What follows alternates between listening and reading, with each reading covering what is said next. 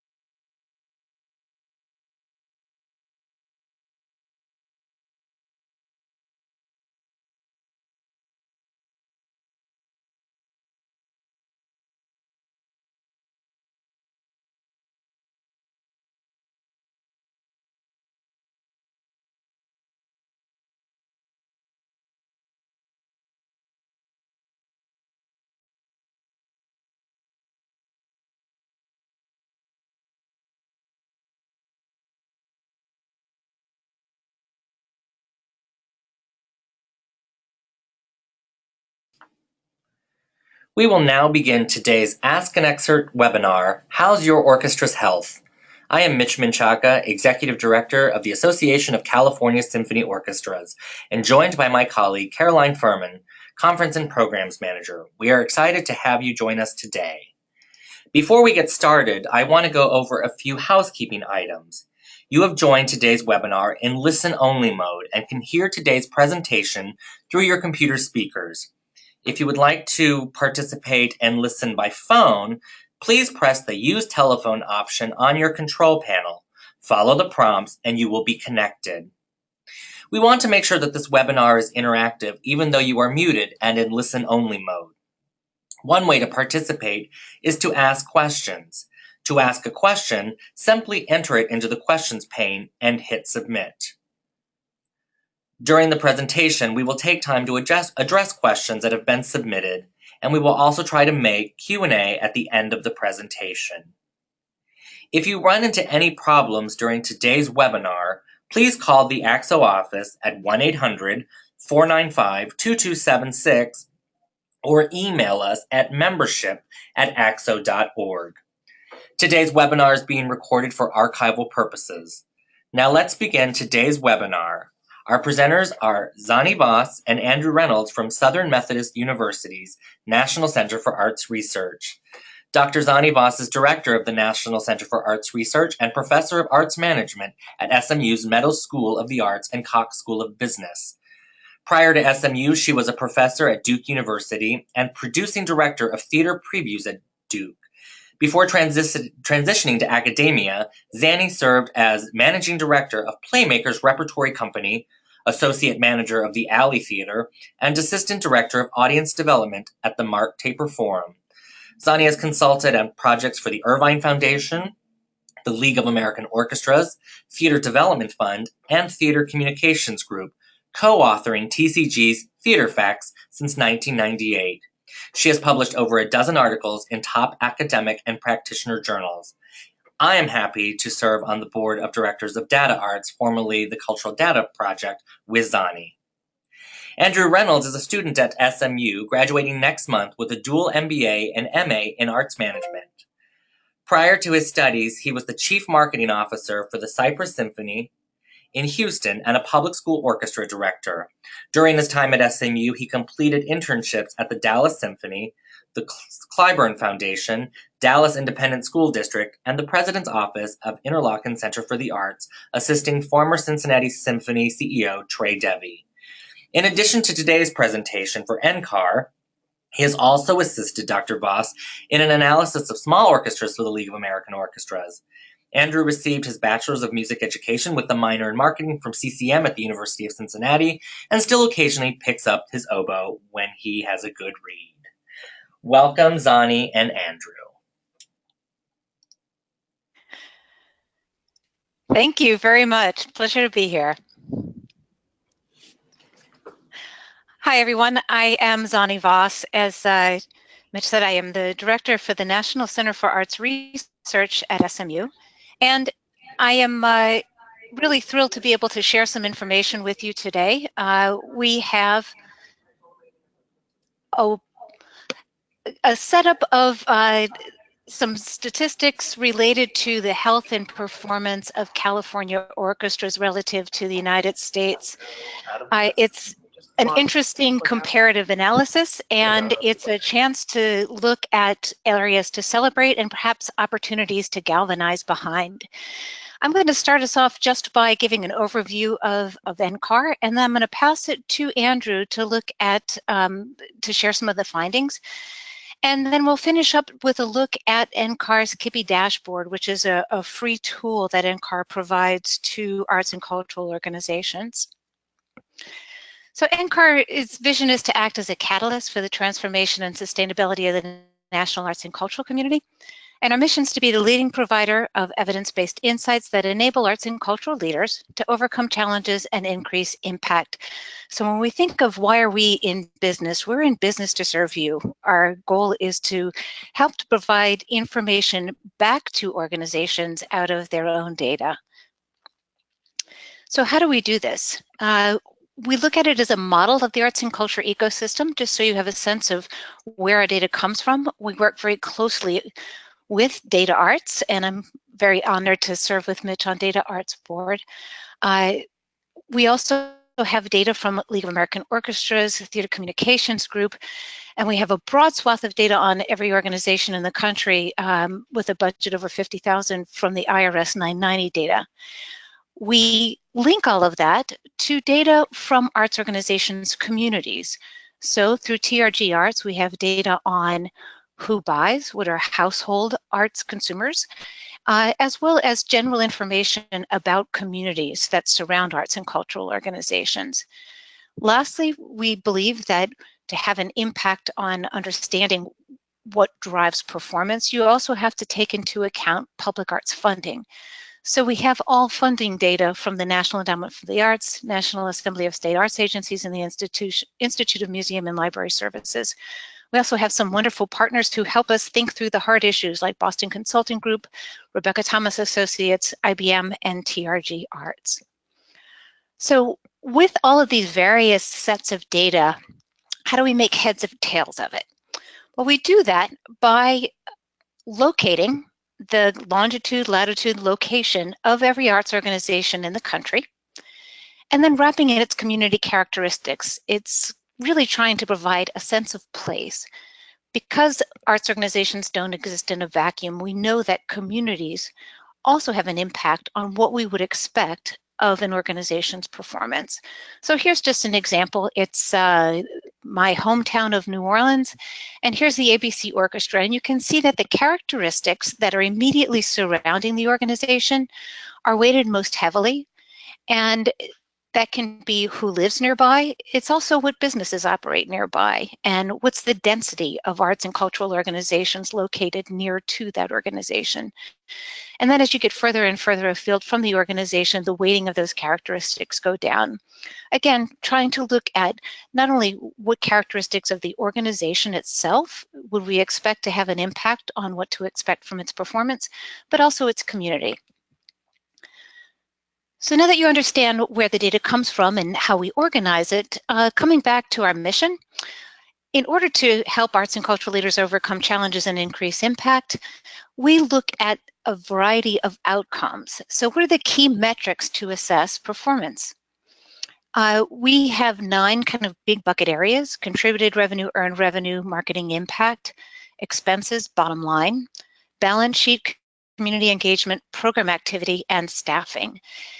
Under these 9 big bucket areas, there are 24 different measurements that we use to examine these. And we fully acknowledge that all of these are at the tactical level. It's not saying anything about how well you're achieving your mission, about the artistic quality. It's really just looking at what's the health and stability of the organization so that you have more resources to do the great art. From here, we ask a series of questions about health. For example, what level of expenses, including depreciation, are covered with unrestricted contributed revenue? To look at that, we would do a comparison or an index of unrestricted contributed revenue to total expenses before depreciation. And we look at all of our findings 3 ways. First, we think of what was performance, what was average performance historically and in the most recent year. But then we thought about mission and realized that just by saying what happened in the past wouldn't help organizations to overcome challenges and increase impact. So we also look at what drives performance and ultimately what drives high performance. But we're going to stop now and focus some attention on what was performance. And with that, I'm going to turn it over to Andrew, who's going to tell you a little bit about California orchestras relative to the rest of the orchestra field. Andrew? Good morning, everybody. So let's take a look at California orchestras overall. First off, some notes for you as we went through the analysis that I think will help to frame what we're looking at today, and just some details so that later when you go back and look at this at some point, these will help you understand the graphs and what we're looking at even with even more detail. So some of the analysis that we looked at, we broke out into small, medium, and large sized orchestras. Small orchestras have expenses that are less than $325,000 per year. Medium orchestras are the band between $325,000 and $3.8 million. And then large orchestras fall into the band of more than $3.8 million overall. In California, we had a very large outlier that skewed the data a little bit. What we did is we actually went through, adjusted for that outlier, and then we ran all of our calculations one more time. And so as you go throughout the presentation, you will see some of those labeled as California adjusted, ADJ, and you'll see that that sort of adjusts some of our trends. When we show data for the small, medium, and large orchestras, the skew that we're talking about there is only affects large orchestras. And again, those will also be clearly labeled as California adjusted. Today, we're going to be looking at data comparing all of the other orchestras in the United States, which there are 264 that we have in our data set. And we'll compare those to the 56 organizations that exist in California that we have data on. The time series data that we're going to look at is between 2013 and 2016. But we're only going to look at time series data for organizations that have submitted all 4 years. So sometimes you'll see differences between the 2016 and time series data versus 2016 findings overall. So let's talk about bottom line. And as at NCAR, we talk a lot about sustainable. We put everything in terms of expenses. So looking overall, we took a look at revenues related as a percentage of expenses. And across the United States, you can see we've measured this in a couple different ways, from unrestricted surplus to operating surplus before depreciation and operating surplus after depreciation. In the United States overall, we see a little gap between revenues and expenses for most orchestras, anywhere between 10 and 12%, depending on how you measure. And then in California, when we just did our first analysis, it looked like it was doing a lot better. But we saw that gap arise again once we put in that adjustment and adjusted for that large outlier. But it turns out the size of the orchestra in California makes a big difference here. For instance, small orchestras in California are actually able to cover most of their, are able to cover all of their expenses and even get a little bit more. California medium orchestras are able to break even, and California large orchestras do about the same. But again, once we adjusted for that large outlier, we saw that gap reappear. Again, reminder that that skew only affects large orchestras, so that doesn't affect anything with the small and medium orchestras in our findings. The gap here, though, is actually relatively new. This is a national trend. We're going to see 3 lines here, trend lines. This is the US overall, measuring the unrestricted surplus.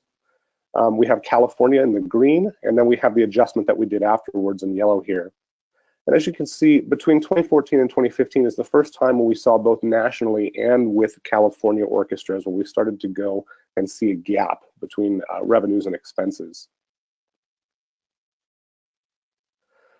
So I wanted to go in and find out what might be driving this a little bit. And this is probably the busiest slide that I'm going to show you today, but I think it really does give a good example of what's driving these trends overall.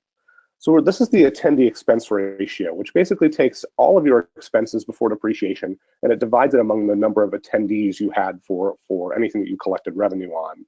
And basically what this trend line shows is that both in the United States, California, and in the California adjusted, it's just getting more expensive for us to put on programming per attendee.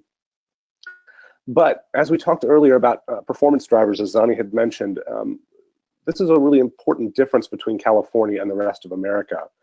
Between 2014 and 2016 in the United States, you can see here that the actual number of attendees dropped. So the United States overall was spending $3.3 million to serve 37,000 customers.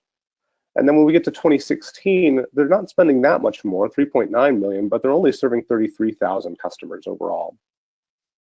But in California, we see the exact opposite trend. So both for California as a general and after we do the adjustment, California actually has been able to increase audience size between 2013 and 2016. 44,000 versus 48,000 for the California, and 23,000 and 24,000 after we do the adjustment. But the big storyteller and why it's getting more expensive in California is down here. We didn't do any adjustment for inflation here, but this is basically showing the average increase in expenses annually in this time series data.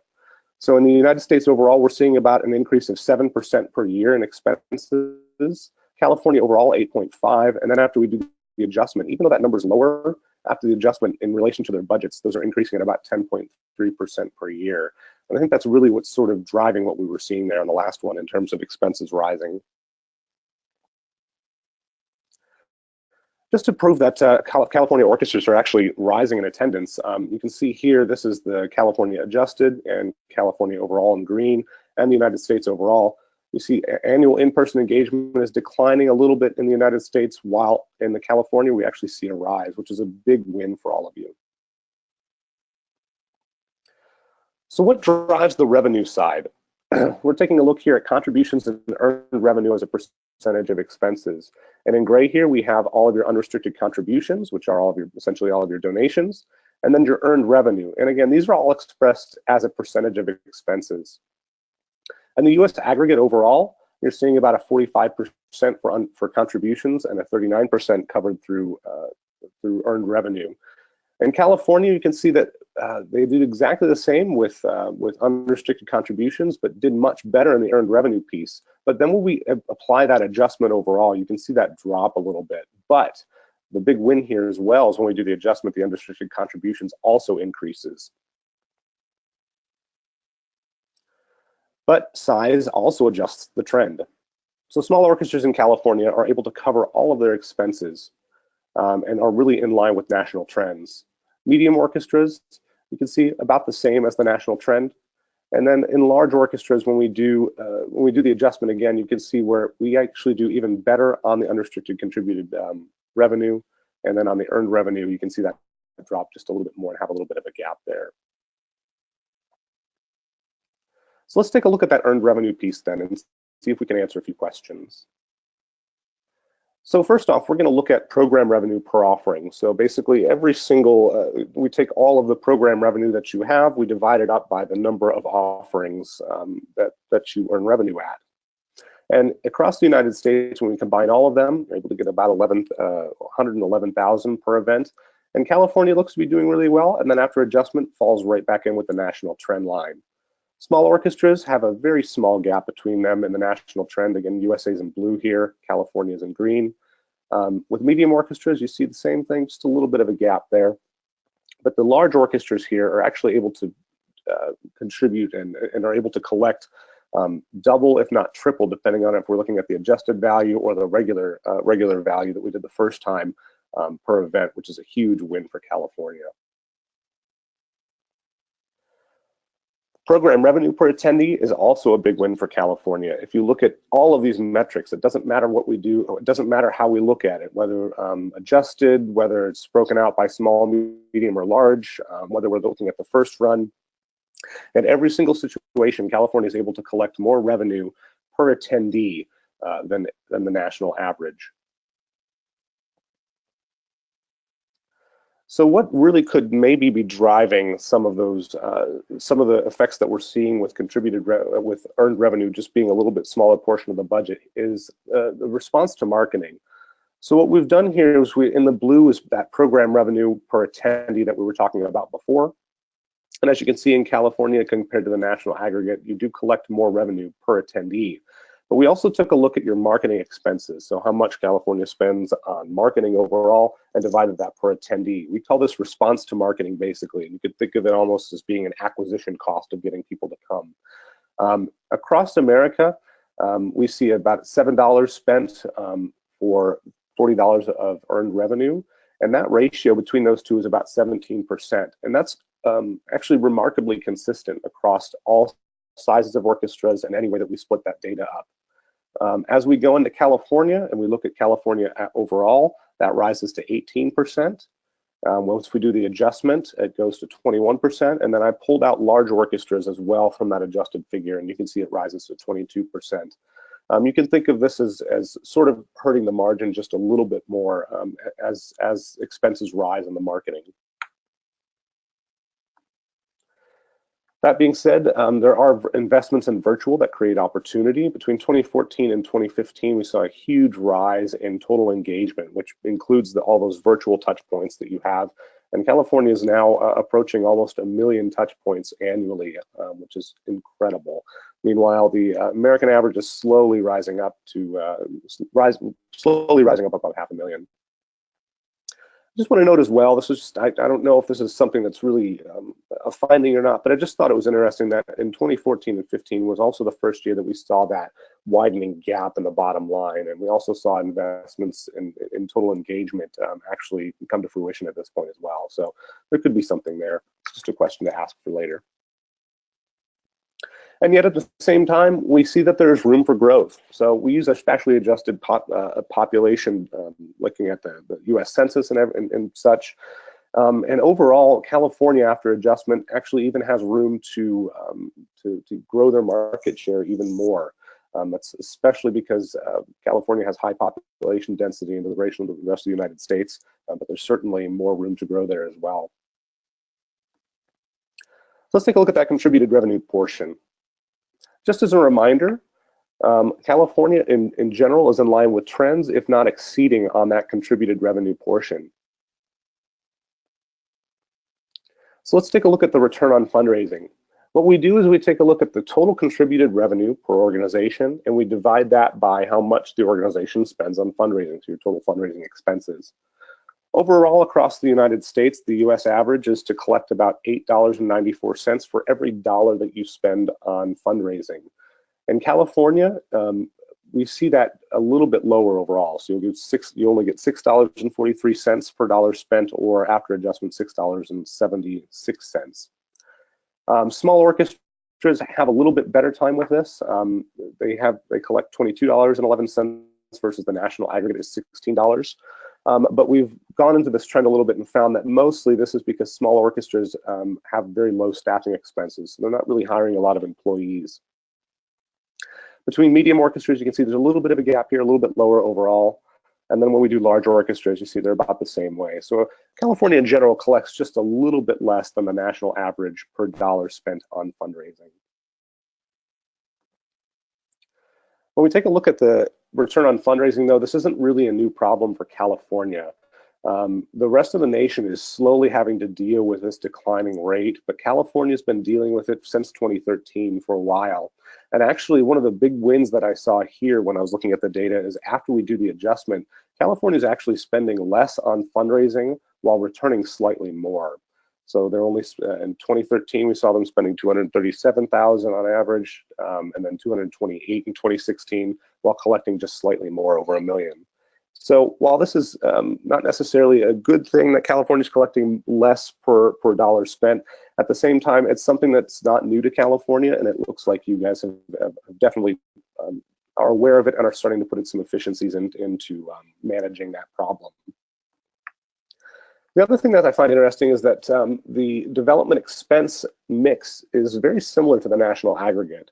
So the question that we were asking here is, okay, are they spending more on salaries or spending more on development events and expenses in different areas.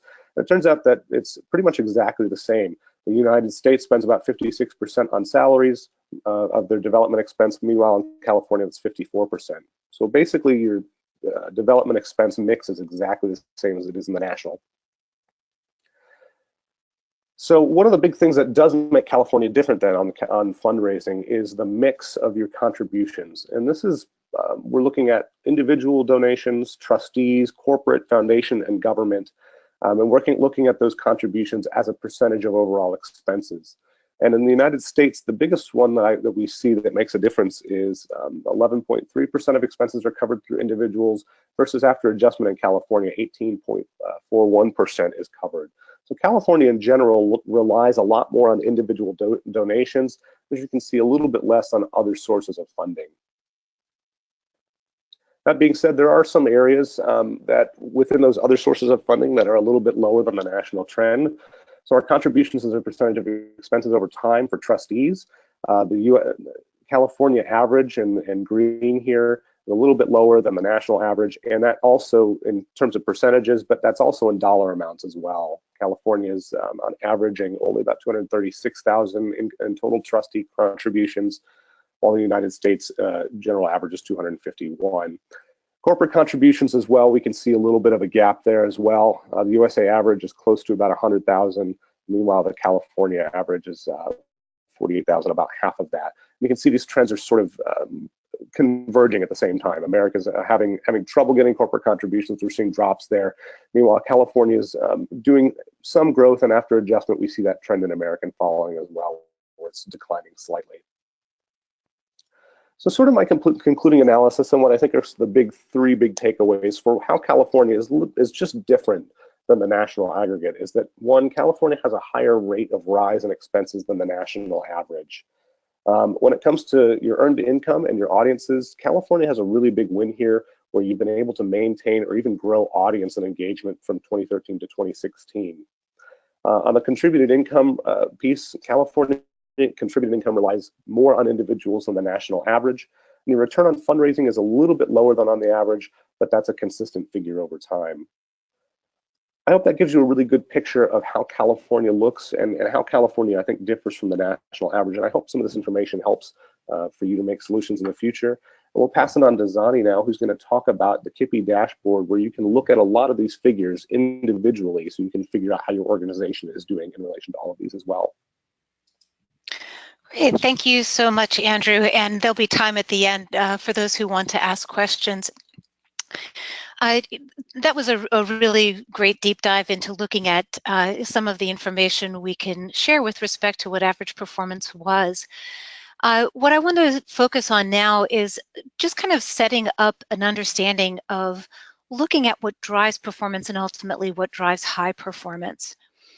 So if we were looking, for example, by arts and cultural sector, we would see that annual attendance for art museums tends to be higher on average than average attendance annually for orchestras, which is higher than average annual attendance for dance companies. So one of the things we have to understand and help contextualizing expectations about what annual attendance should be is what's the arts and cultural sector that the organization operates in, right? So we know, though, that arts and cultural sector is only one of the aspects that we need to take into account. In addition, you might be able to think about other factors that would come into play, like what is the organization's capacity and square footage or seating size? What's its annual budget? How old is it? Where is it located? We need to put all of these different elements from the organization and from the community into the soup to really understand how do we get to a level playing field. So sector, size, age, square footage, the community characteristics, the availability of public arts funding. All of these are really important to understand. However, we know that not recognizing these inherent differences can result in biased conclusions and misguided expectations. There's not a one-size-fits-all to what does high performance look like. The answer is typically, well, it depends on who you are and where you operate. Once we've examined and measured everything that we can observe and measure. We know, though, that there are still orchestras who may be of similar age, have same number of offerings, primarily serve the same target audience. They still have differences in attendance annually.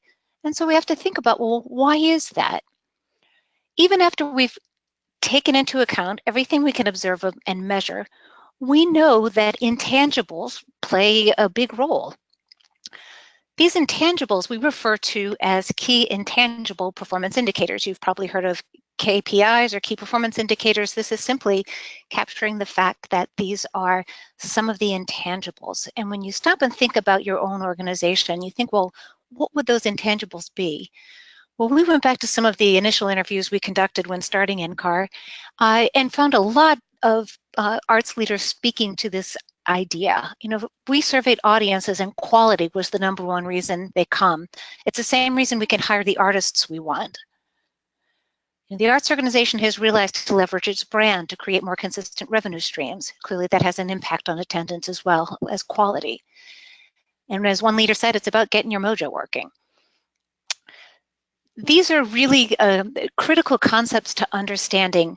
You know, if we can put together all we can observe and measure to predict, given this organization where it's operated, here is what we would expect performance to be. Is it underperforming or overperforming those expectations? We know this information from the data, and so we have created a personalized KIPI dashboard for every arts organization, for which we have data, and this would be data coming in either from Data Arts or League of American Orchestras in this case. And so what I'm going to do is I'm going to share with you the dashboard. So let's take a look. That's what you had just seen. I'm going to walk you through example theater company, and it could be example orchestra company. This is a real organization's data, and we're simply here providing in an anonymous way, a way for you to look at what we can examine with respect to health. If we have your organization's data, it means you already have a dashboard. And if you don't already have your login information and password, so please get in touch with us and we'll send those out to you. We don't share an organization scores with anyone else. It's a quiet place for those leading the organization to be able to look at strengths, look at performance, and decide where they want to improve. So here's the landing page, and it says, Welcome Example Theater Company. We want to verify that we have you correctly categorized in the right sector and size. And then you see these same 9 big bucket areas we referred to earlier, and that Andrew covered a number of them. And we tell you that each dot represents an index and the color represents the relative health of the index. So if your score, if you have a red dot, it means that you did better than only 0 to 20% of organizations like yours nationally. If your score is between 41 and 60, you're pretty much performing at what we would expect your performance to be given who you are and where you operate, all the way up to a dark green dot, which says you got an 81 to 100, meaning you scored better than 81 to 100% of organizations like yours nationally on that measure. A few reminders. KIPIs range from 0 to 100. 100 is the highest outcome an organization can achieve based on a level playing field. If you score high, it may be that this is great and you're achieving your objectives, or you may decide that you actually want to score low on some KIPIs given your priorities. You know, for example, if you're an organization that is striving for accessibility and low ticket prices, not program revenue, there'd probably be something wrong if you had high program revenue per attendee. We acknowledge that organizations are not going to prioritize every performance outcome. You decide what's important. We provide kind of a cafeteria approach, knowing that organizations are probably going to pick the top 5 and focus on those. And then KIPIs are not prescriptive. They show you where you are. You decide where you want to be. So here I am. I am the executive director of this organization. And I look at my scores and I think, gosh, I'm really excited to see all of these green dots over here in contributed revenue. So I'm going to click on those and see if I can get more information. So here are the 7 indices related to contributed revenue. I can see that I've got this wonderful dark green dot on return on fundraising, so I must be doing a great job of generating contributed revenue for every dollar I spend in fundraising. I'm doing better than over 65% of my peers in trustee giving, corporate contributions, individual contributions, and unrestricted. And I've got to say, I'm really shocked at this corporate contribution score because I don't know about you, but my board is always giving me a little bit of grief over shouldn't I be able to raise more corporate contributions than we currently are. And this is information for me to take back to the board and say, you know, there's always room for improvement. We're actually doing better than 66% of organizations like ours. For foundation and government support, we are performing at expectations. If I wanted to do better in these areas, it makes me think about those internal conversations we've had about hiring a new grants writer. And maybe if we made a bit more investment in this area, we'd be able to attract more foundation and government support. But I'm going to go first to return on fundraising because I'm super excited to see our effectiveness in this area. So the KIPI dashboard shows me not only what my score was this year, but it shows me what my trends are. And I can see here that we've had quite strong return on fundraising over time with a bit of a dip in 2015. It reminds me that it's a ratio. So there is the numerator of contributed revenue and the denominator of fundraising expenses. If I decide that scoring better on the index is a goal, I would need to either increase my numerator or decrease my denominator, which makes sense. And if I can't recall what I entered for a particular year, I just roll over the dots and the dashboard tells me, okay, so this is what my historical performance actually was in each of these areas. And you can see why it shot up when I went from 8.9 million raised to 12.8 million raised while reducing my fundraising expenses. This is great news for us to share with the board. I'm going to move now to looking quickly at earned revenue. So we are kind of at the averages in terms of the amount of expenses covered by earned revenue and our program revenue per attendee. I'm really happy to see this relational revenue score. We've been investing a lot in subscription renewals and in building loyalty. And I can see here and celebrate with my staff the fact that we've come from being average to being just above average in the most recent year.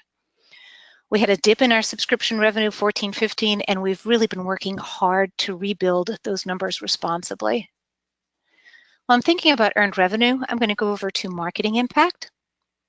So my marketing impact scores.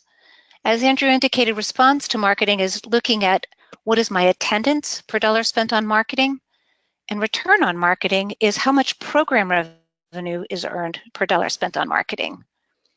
So we're earning a lot of program revenue for each dollar we spend, but not getting a sufficient number of people, which would have to mean that we are low on attendance, but charging pretty high rents for everyone who walks in the door.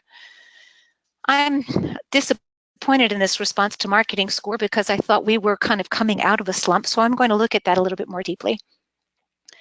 And what I see here, yes, I can look at my historical scores. I know that we had some real difficulties in 2014 and 2015, and you can see that here in our decreased attendance. We've been rebuilding since then, but I see even though we had issues and have been rebuilding, we are actually doing a lot worse on this measure than the majority of organizations like ours nationally. You know, I look at that and I think if we're having to spend more than our peers in order to get every person to come, we probably have a demand problem. So I want to really think about this a little bit more deeply. You know, do I really have an attendance problem or do I have a marketing expense problem? Because it is a ratio and it could be either, although I think I know which it is. So NCAR provides me with KIPI scores both on my numerator and on my denominator as well. So here I can see we're pretty efficient in our marketing expenses. However, our attendance is where we're really hurting. If I wanted to know how to increase my score, my KIPI score by 10 points, The dashboard gives me an indication of what our physical attendance would have had to have been, 70,160, when we only attracted 61,272. So this is helpful to me to know in terms of if we wanted to increase our score, really how much would we have to move the dial in terms of attendance to get from the 30 in the numerator to a 40 in the numerator. If I need help in this area, NCAR provides me with resources on how to improve my score, including not only articles, but also looking at providing contact information for a number of consultants who have gone through dashboard training. And different consultants work with us in different outcome measures, depending on what their expertise is. We tell you what we took into account in determining the score. If you want to see what the average is in this index for organizations in your size and of your sector, we provide that information in the averages report section. And then what drives performance on this particular index. I'm going to go turn now and look at community engagement since we're thinking about marketing impact. And there is the persistent issue again. We have the same score on both of these. We really don't do a whole lot of offering of digital programming, and maybe this is an area that we might want to explore. If we could attract more people in a digital space, given that that's a big trend nationally, perhaps we could expand our footprint and the number of people that we touch. I'm going to turn my attention briefly over to expenses. I'm curious to see. So investment in program is of our total expenses, how much do we allocate to program? And we're pretty average in that area. However, we spend less than our peers nationally in terms of the overall investment that we spend in program personnel, so in the artists, in the production personnel. And I want to look at this a little bit more deeply. Here I can see that we have been investing more, but we've also been increasing our total budget. So relative to total budget, the increase in personnel compensation hasn't really kept pace. And our trend is actually downward over the last couple of years. If I go back and I think about that from an expenses standpoint, maybe this has something to do with our issues with respect to demand. Maybe if we invested more in the artists whom we hired, we can improve the quality and that would help our demand issue. This is clearly something that I want to be able to bring up with my board and with my staff as an area to consider shifting how we invest. Staffing, there's a measure called visitor to staff ratio. And visitor to staff is looking at how many people do we serve relative to how many people serve them. So attendance compared with full-time employees. Here you see the same attendance trend. Our full-time employees, we were coming out of recession time where we had cut staff. We had back in 14, and we've been remaining pretty steady since then. And because our full-time employees have stayed steady and our attendance is rising, our visitor to staff score is going up.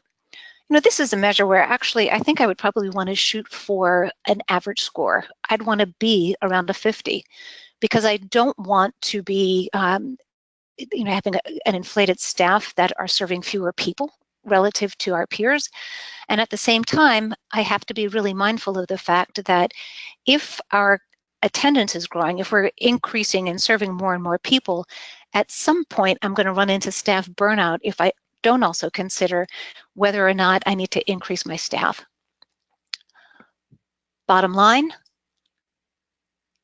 Oh, my bottom line scores are great. This is something for us to celebrate with the board and with our funders.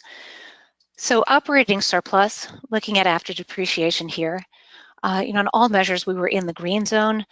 I remember those days back in 2013 where we were in a deficit situation. You can see we had 9.2 million in operating revenue versus 11.8 million in expenses.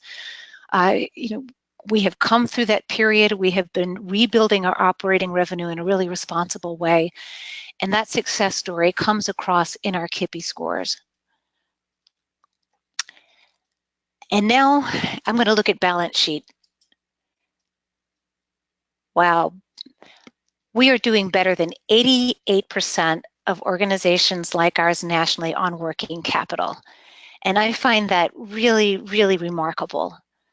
It's curious because we had some really tough times in 13, 14. You can see here, 2013, our unrestricted current assets were 1.7 million, while our unrestricted current liabilities were 3 million. So we were in a negative working capital situation, and yet our scores are 77. That says that even though we were awfully cash strapped, we were still doing better than the majority of our peers nationally. We weren't the only ones to be in this position. And this is an area, I think, particularly with funders, I want to be able to turn to the KIPI dashboard and tell that story.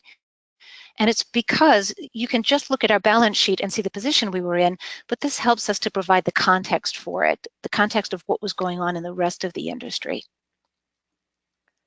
So if I go back and I think about my dashboard overall, my organization story is I'm doing well on contributed revenue, my bottom line is stable, as is my balance sheet.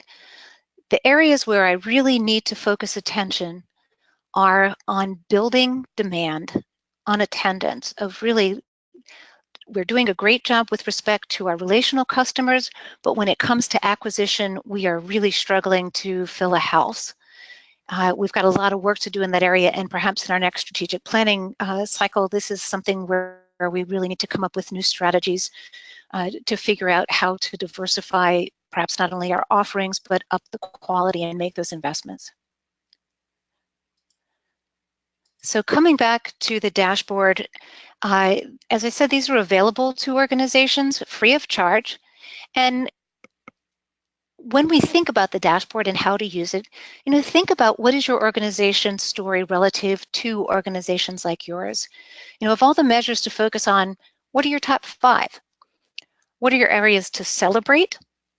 What do you want to be able to communicate to funders? How might you use this information and with whom? And in what areas could you use help? And with that, I'm going to encourage those of you who are not as comfortable with data or looking at, how do I get my data into these larger data gathering efforts so that I can get a dashboard of my own. Data Arts offers the data literacy course. There's a suite of courses, and you can find more information about them here. We look to wanting to elevate the field's interest in data and research so that we can provide more knowledge back to you from your own data. And with that, I'm going to thank everyone for your time, for your participation, and open up the floor to questions for both me and for Andrew. Thank you.